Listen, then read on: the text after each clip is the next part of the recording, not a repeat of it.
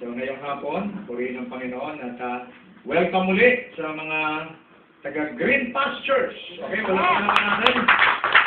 Okay.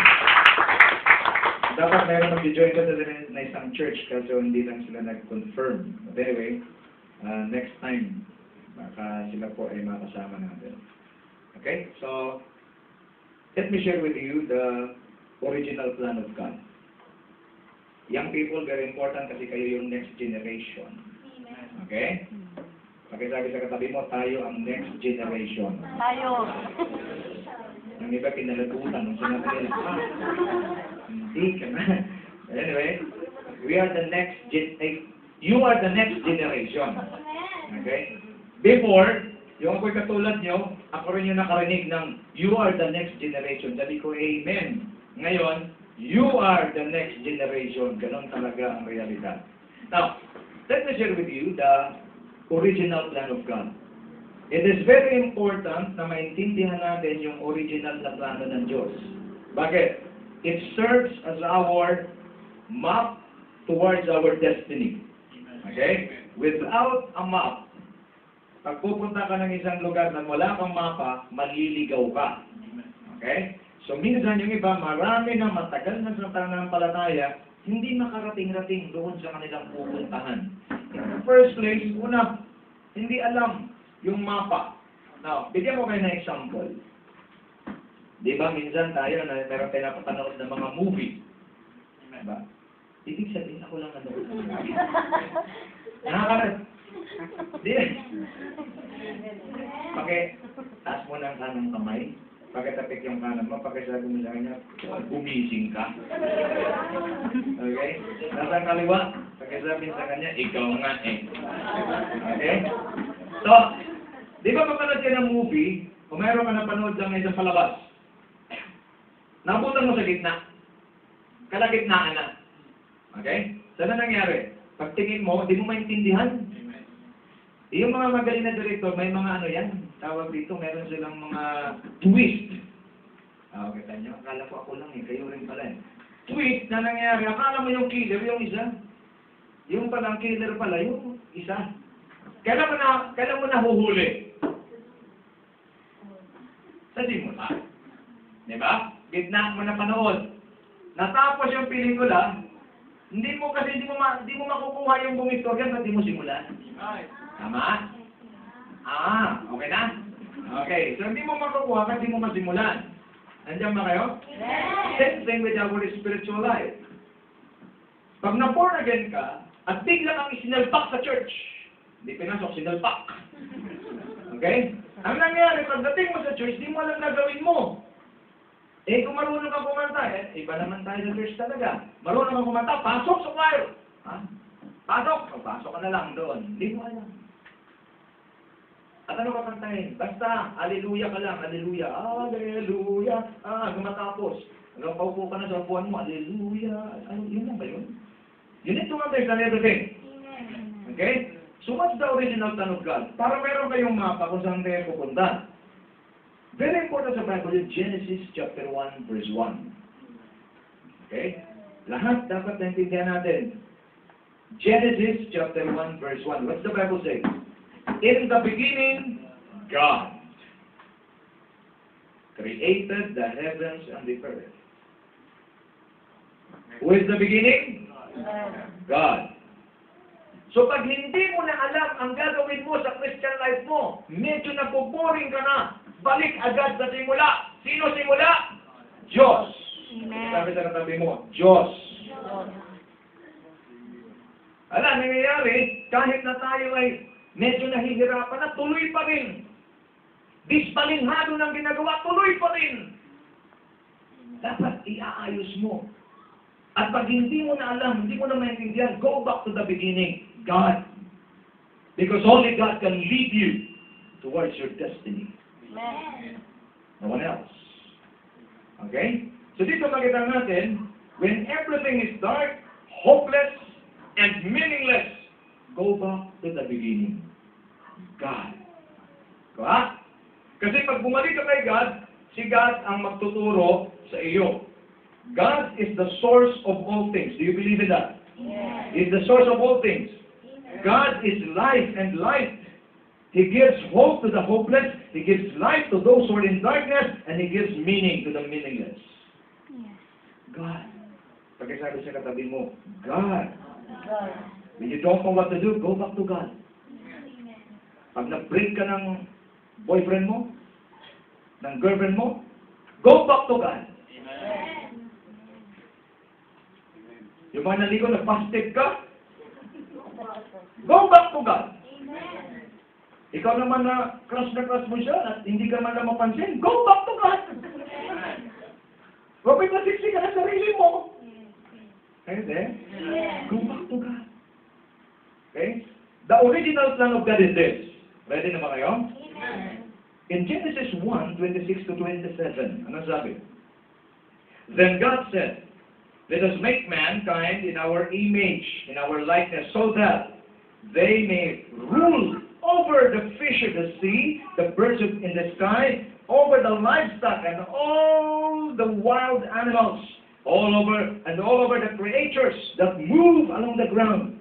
So God created mankind in His own image. In the image of God, He created them male and female. He created them male and female.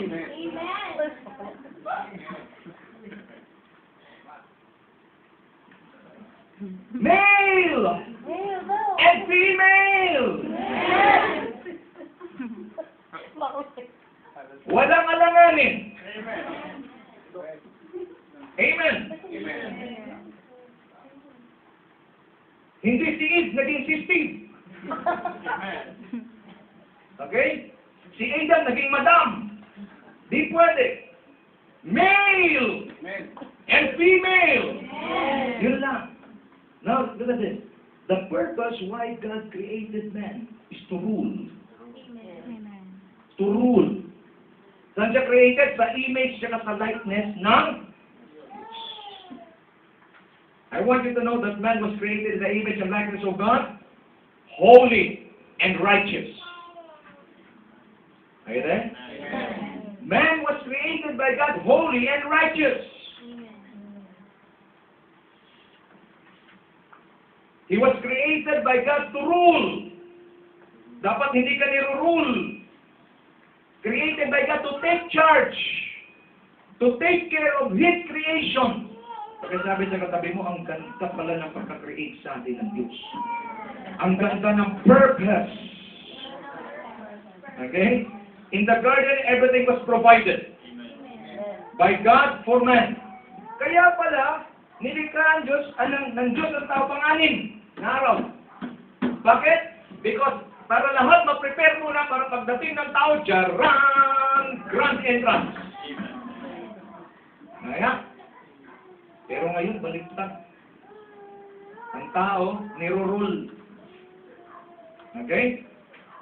The original state of man, when he was created, was he has no problem. No problem. What else? No worries. Gusto niyo ba yun? Sumasarap yung pag-ibig mo sa umaga, no problem, no worries. Ano masasabi mo? What a life? That's the original one. No problems, no worries. It's sad to say today, full of problems, full of worries, almost insane. Almost. Okay? So ngayon, pag alam mo to, mayroon ka pang hawakan sa Biblia. I was created by God to rule. Therefore, God wants me to go back to the original plan.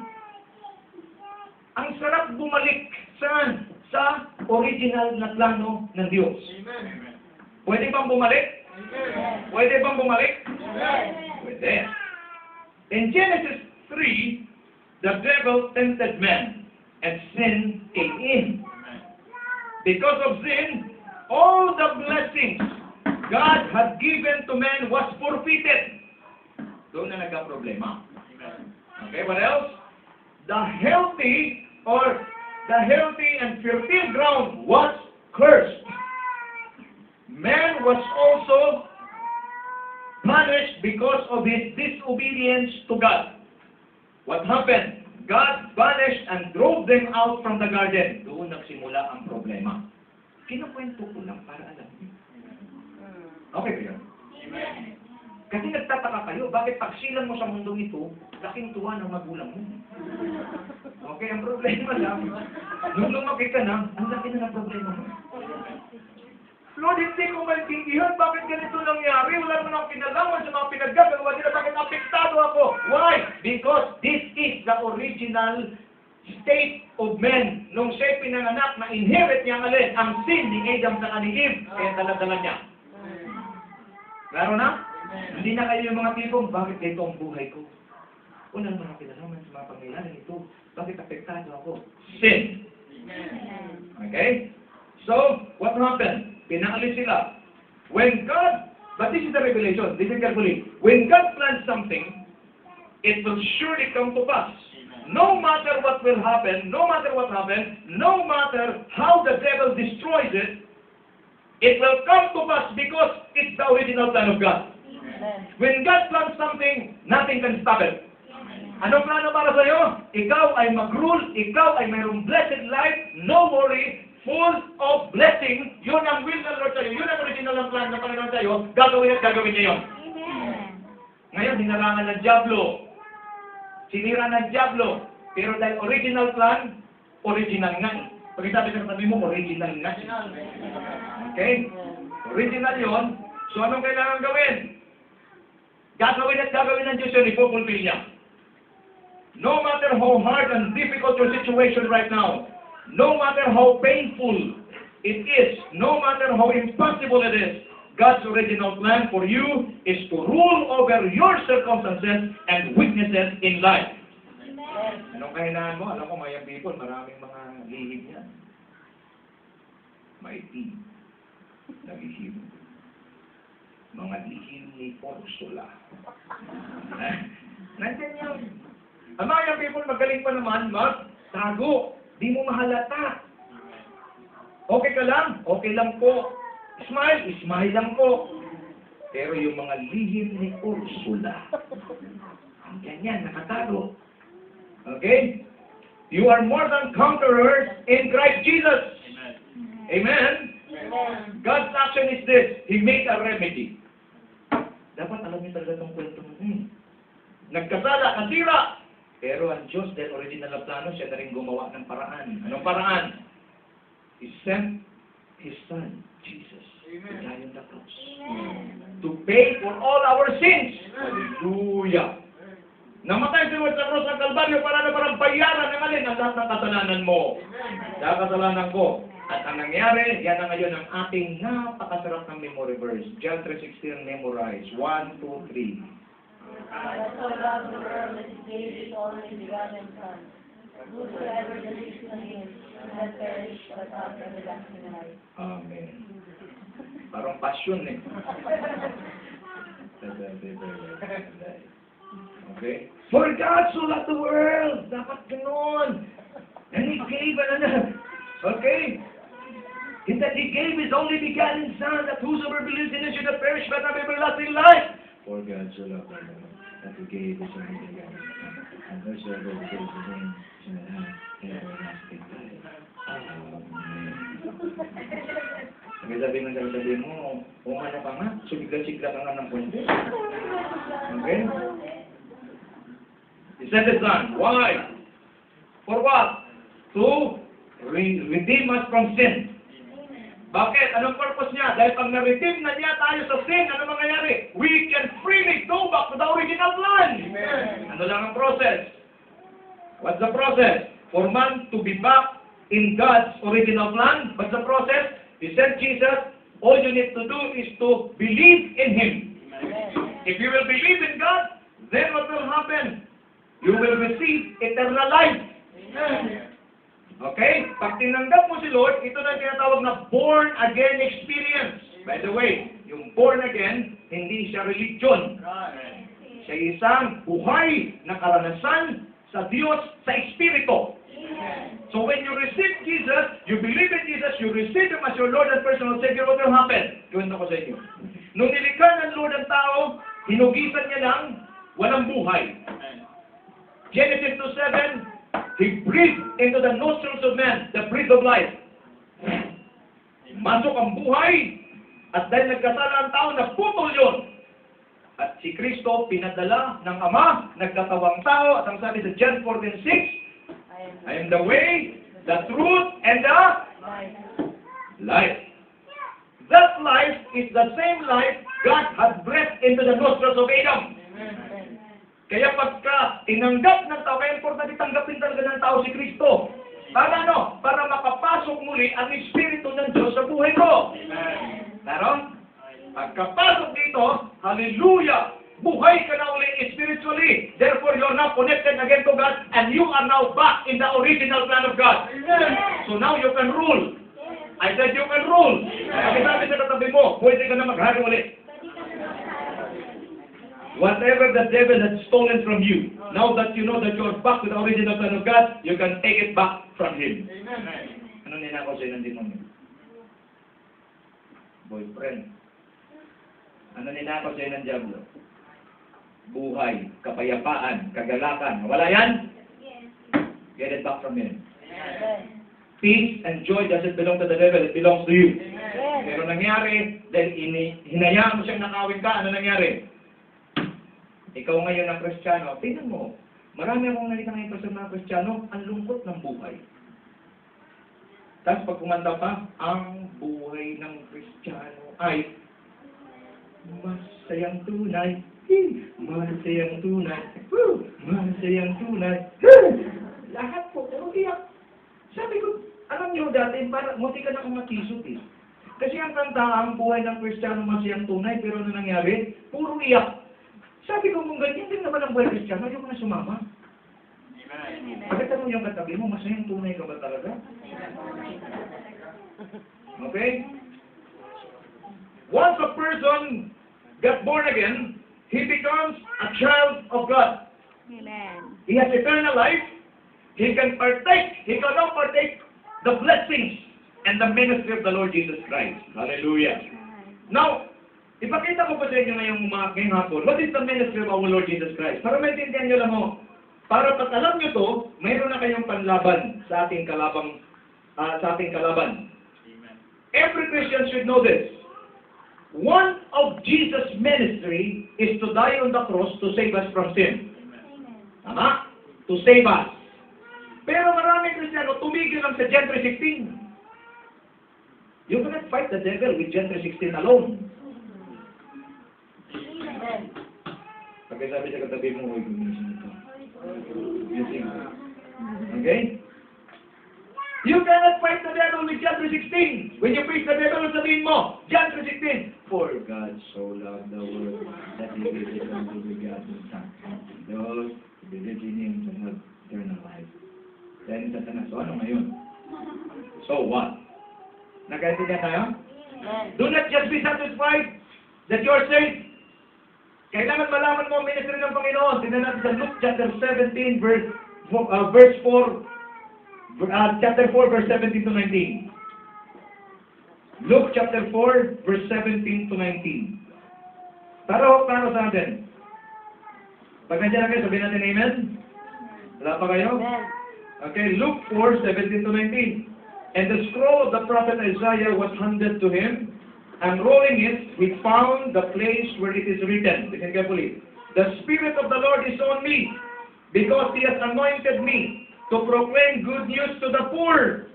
He has sent me to proclaim freedom for the prisoners and recovery of sight for the blind, to set the oppressed free, to proclaim the year of the Lord's favor. Are you there? Amen. Are you there? Amen. First ministry of the Lord Jesus Christ, of course, He died on the cross to save us. But next, dapat alam niyo pa yung mga sunod na ministry ng Panginoon. Ano po ito? Because He has anointed me. Jesus was anointed by God to save. Amen. Tingin sa akin. Pag tinanggap mo si Lord, ano mangyayari? Papasok siya sa buhay mo. Dahil si Kristo anointed, pumasok siya sa buhay mo, anointed ka na rin. Okay, mayroon kang anointing. Diyan pa kayo? Yes. Mayroon kang anointing. Amen. Okay? So ano mangyayari? If you receive Jesus in your life, you have the anointed one, therefore you are an anointed servant of God. Wala kang nagpupuna? Kasi magugulat ka. Bakit pag ito ang nagme-minister, iba yung dating?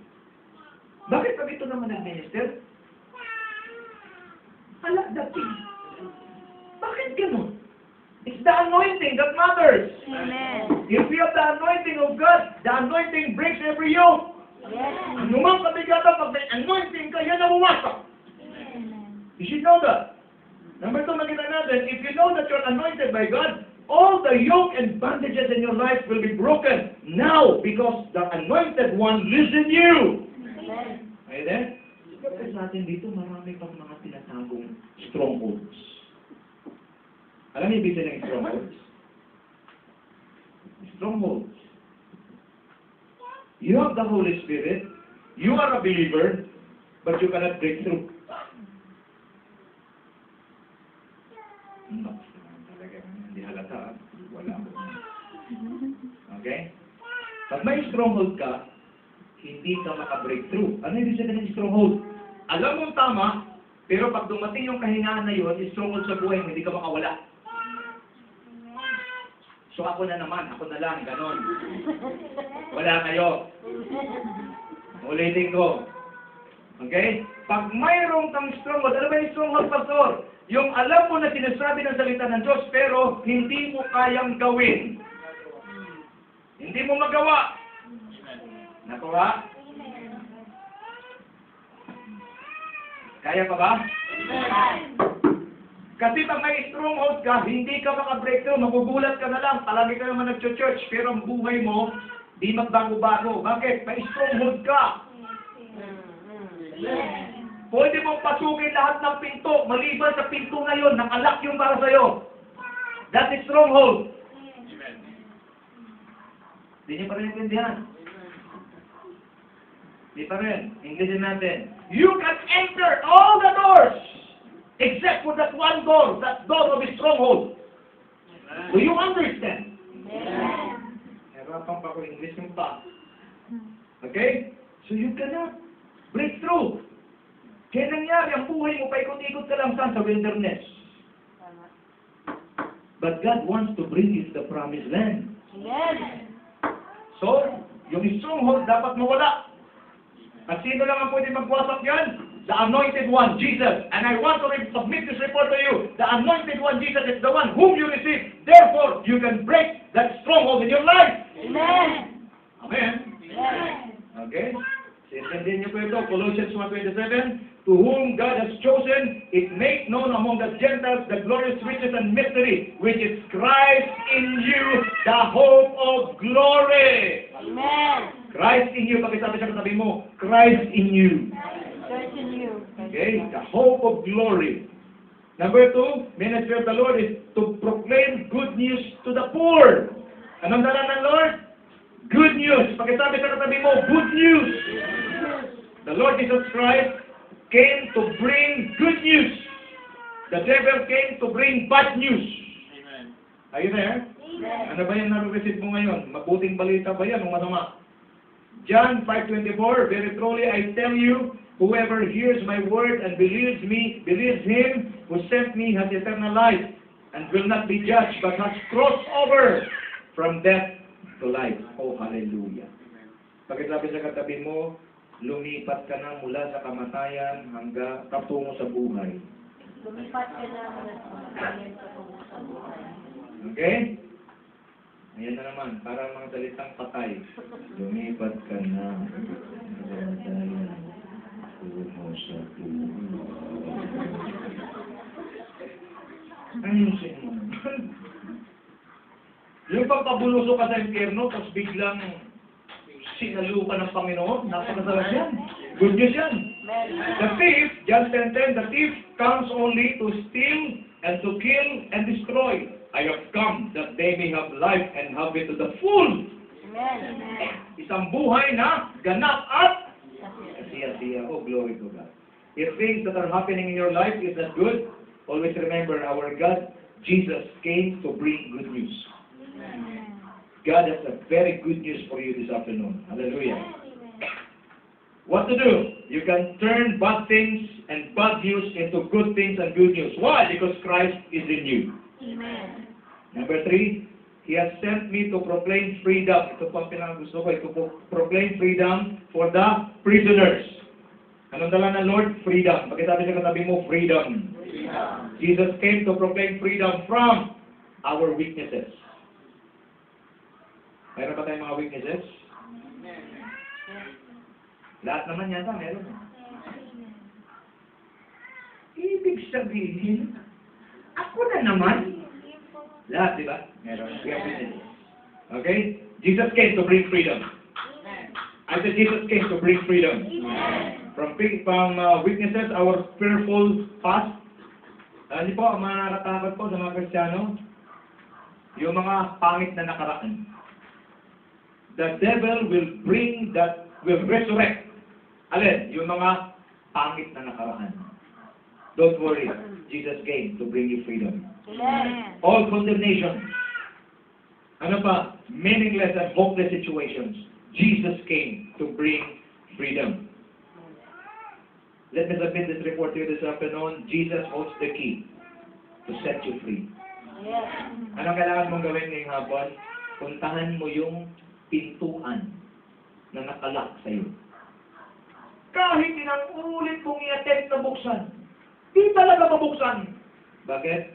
Minsan, hindi na kaya ng iyong kakayahan. But this afternoon, I want to submit this report to you.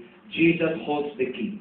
Amen. I said, Jesus holds the key. Amen. Anong kailangan mo ngayon? Lord Jesus, please, tamahan niyo po ako. Puntahan natin yung aking stronghold. Hindi mabuksan-buksan matagal na panahon. Maybe 2 years na yan. Maybe 5 years na yan.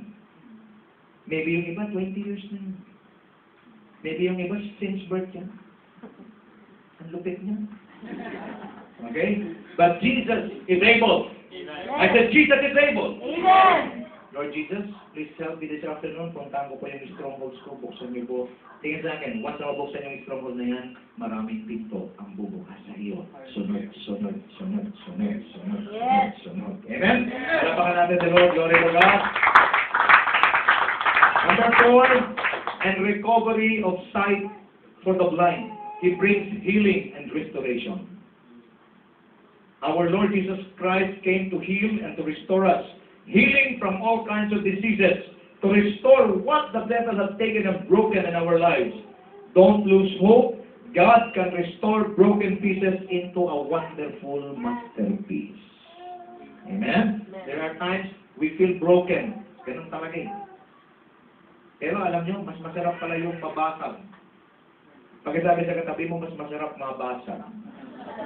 Kasi pag nabasag ka, wala ka nang ibang pupuntahan maliban sa iyong Creator. Amen. Pero pag buong-buo ka, yabang, Brad. Iba dating, Brad, pag buong-buo. Tapos merong sinabi, alam mo yung may dating? May dating saka may datong. Okay? Iba yan. Iba dating yan. Si God, panghuli. Pero pag wala ng dating at saka wala ng datong, ay nako, bidang-bida si Lord. Mga kapatid, don't worry. If you feel broken, I want you to know Jesus can restore broken pieces into a wonderful masterpiece. Amen. Okay? Pagkasabi sa katabi mo, there is hope for you. Hallelujah. To set the oppressed free. Was the revelation always involve God in all areas of your life to avoid the oppression of the enemy. Ito po, explain ko po sa inyo. Medyo kailangan ko maintindihan nyo. The devil cannot possess believers. Tara? Hindi pwedeng i-possess ng demonyo ang believer. Kasi pag tinanggap mo si Kristo, naroon na si Kristo sa puso mo. Ang Espiritu ng Diyos na sa puso mo. Yung demonyo, mag-attempt man yan, hindi na siya makapasok kasi hindi naman pwede mag-share sa isang upuan.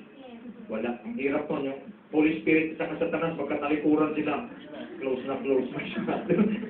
Okay, pagpasok pa lang ni Satanas, oh, ay, sorry Lord, nandiyan ka na pala. Sabi ni Lord, buti alam mo. Okay. Pero, pwede siyang mag-oppress. Ano yung oppression na gagawin niya? Maglalagay siya ng mga basura sa isip niya. You are worthless. wala kang kwenta. Hanggang dyan ka na lang. Kahit anong pagsusumikap mo, hanggang dyan ka na lang. Hindi ka mahal ng nanay mo. Hindi ka mahalaga sa pamilya mo. Pag yan ay in-entertain mo, oppression ang dalas mo. May Christ ka, pero oppressed ka dito. Kaya nangyayari, kahit nag-church ka, kahit feel na feel mo ng kumanta. Lord, kaya ng demonyo, wala kang kwenta. Nandiyan pa kayo? Amen. Pwede kang ma-oppress. Pero di ka pwede ma-possess. Yan ang maganda. Iba yung possess sa oppress. Pag ikaw ay possess, naku, delikado yan. Ibig sabihin, wala kang Holy Spirit. Pero na may Holy Spirit, hindi na pwede ma-possess. Pero pwede kang ma-oppress. Wala kang kwenta. Talagang wala kang kakwenta-kwenta. Ang sabihin pa sa'yo, tapusin mo na ang buhay mo. Ayun rin? Amen. Pero praise God, Jesus came. I said Jesus came to let you know that He can set you free. Amen. Hallelujah! Kahit ano pang gawin ng kalaban, kaya nga, importante, alam mo, ministry ni Lord. Dahil pag hindi mo alam ang ministry ni Lord, mahihirapan ka. Amen. Tingin sa akin, kahit nag-aano ka pa kabigat, nag-aano ka pa kagaling, kung kumanta ka sa may braso pa, pag may oppression ka, wala yung vibrato. That's right. Eh, magaling ka pa tumugtog, eh, mag-grabs ka pa patalikod. Eh. Pag-oppress ka, walang kwenta. Wala pa ako nakita doon nakatalikod, pero meron pa, gumagawa yan. Pati haya ka ng grabs. Pag may oppression ka, pag may stronghold ka, wala kang breakthrough. Amen. Ayun eh. Amen. Ano kailangan natin gawin? Kailangan involve si Lord sa lahat ng process ng buhay natin. Amen. Wala kang gagawin na hindi approve ng Panginoon. Okay? In your plans, in your family, in your job, in your business, in your finances, everything. God must be involved. Amen. There's this very familiar verse, itong trust in the Lord with all your heart. Dugtungan niyo. Lean not Lean on not your on own. your own understanding. Always acknowledge Him, and He He will will direct direct your path. Amen. Okay? This is a very familiar verse. Pero almost, these verses are almost memorized by most believers. Hmm. Can we change it now? Amen. I said, can we change it now? Amen. Don't just memorize these verses, apply it. Yes. I said, apply it. Yes. Maraming talaga, walang breakthrough eh. Ako, hindi kasi ako pwede madaya. Pag nasa loob ng church, ako pwede dayanin. Marami. Magandang mga make-up din. Hindi mo rin mga halata eh. Pag tanongin mo, talagang, kumusta? Pastor, I am blessed. Pero kasi pag yung pastor, mayroong discernment. Meron akong isang people dati na talagang grabe eh. Parang dumating, alam mo pag dumating, may sipa kang gano'n. Pero ako kasi iba, nadidiscern ko. Sumisipa lang to, pero meron kong karga sa loob eh. Tinawag ko lang. Yes, Pastor! Gumagaw na ha? Nawakan ko? May problema ka. Sabi ko na eh. Ano? Ha? Gumagaw na pa eh. Sa mga kapwa niya na walang alam, woo! Pagdating din, may problema. Ayan! Pagkasabi sa katabi mo, magpapatuto ka kasi. Okay? Huwag ka naglago sa maskara. Ngayong hapon, pag ikaw alisin yung maskara mo, lalaya ka. Amen. Pakisabi, handa ka bang alisin siya? O susuot mo pa rin yan. Okay? Jesus came to set us free. Amen. Ngayon, pagpapakinggan mo yung sinasabi ni Satanas, talagang ilulumpukan niya. Pero ngayong hapon, dumating si Kristo, ang lulumpuhin natin si tanim. Amen. Amen! Palapakan muna natin si Lord. Glory to God! Hallelujah! Jesus died on the cross not just to what? To give you eternal life. He died on the cross to give you power to cast out devils. Amen. Ayan sa akin. Pag pinalayas mo si Satanas sa buhay mo ngayong hapon, lahat ng bagahe niya, mga furnitures niya, lahat ng nilagay niya ng mga bagahe sa buhay mo, lahat ng pahirap niya sa iyo, alangan namang aalis siya na hindi niya isasama yun. That's right. Ipabato ko sa kanya lahat. Isama mo ba? Alis ka na. Sama mo lahat yan. Wala kang ititira dapat sa iyo. Bakit? Pag pinalayas mo siya, the first ministry that God has given us to cast out devils. Amen. Bakit kailangan mag-cast out ng devils? Because the devil, siya naglagay ng mga oppression sa buhay natin. Amen. Kaya pag umalis siya, dali mo lang ang pagkain na. At pag wala na siya, pag wala na siya, Praise the Lord. Amen. Kaya pagdating mo sa church pa lang, pastor, start na ba? Wow. Yung mga nakalaya, yung mga late palagi, late palagi, pag nakalaya, ang aga.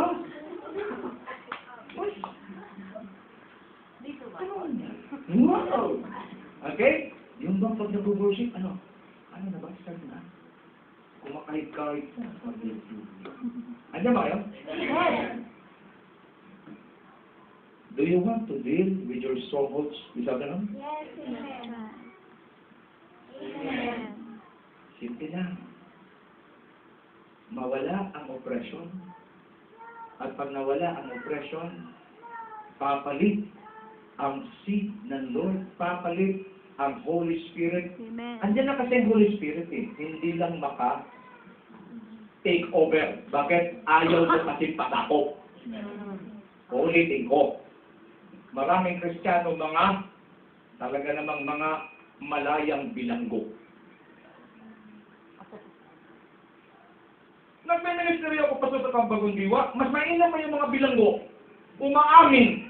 Pastor, bilanggo kami sa rehas, pero malaya ang aming puso. Praise God. At marami namang malaya sa labas, bilanggo ang mga puso. Gusto mo lumaya? Gusto mo lumaya? Ha? Malayo ang biyahe nyo. Hindi pwede malayo ang biyahe niya. Tapos nakarehas pa rin kayo. Naglabas. Kailangan pag biyahe niya pabalik doon sa Grand Pastures, hallelujah. What a life! I'm free! Okay? Yun dapat eh. Tuloy natin yan. Are you ready? Lahat ng pangit na nakaraan, lahat ng mga walang kwenta, mga curses, binitawan sa atin, That's right. kahit sino pa yung nagsabi, gusto kong sabihin sa inyo, mas ang sinabi ng Panginoon, I love you with an everlasting love. Tumayo tayong natin. The original plan of God for you is to what? To rule. Can you just bow down your heads and just close our eyes? Hallelujah, hallelujah, hallelujah. Glory to Jesus. Just bow down your heads, just close your eyes. This afternoon, I will come to you one by one. Okay? I will pray for you and lead you to the Lord. Can you lift up your hands to the Lord this afternoon? Hallelujah. And we declare it together. Lord Jesus, I receive my freedom. Lord Jesus, I receive my healing. Lord Jesus, I receive my victory. Lord Jesus, I receive my blessing. Lord Jesus, I receive my deliverance right now in the name of Jesus. In the name of Jesus, I am free. In the name of Jesus, I am victorious. In the name of Jesus, no more works of the enemy. In the name of Jesus, the Holy Spirit will take over in my life. In the name of Jesus, I am victorious. In the name of Jesus, I will rejoice in the riches of my Father. In the name of Jesus, I receive my destiny. In the name of Jesus, I am totally free. I am totally free. I am totally free. In the name of Jesus. Father God, right now, you see your people, Panginoon. Alam niyo po ang kalalagayan ng bawat isa. And thank you, Lord God, for bringing us back to the original plan. We bless you, we worship you, and we honor you. Thank you, Father God, for this wonderful time that we're together. In the mighty name of Jesus, we thank you, Lord, for all the blessings that we received from you this afternoon. Thank you for the freedom. In the mighty name of Jesus Christ, our Lord, we pray, and the blessed, victorious people of God declare, Amen and Amen. Palapakan natin si Lord. Glory to God. Glory to God. You may be seated in the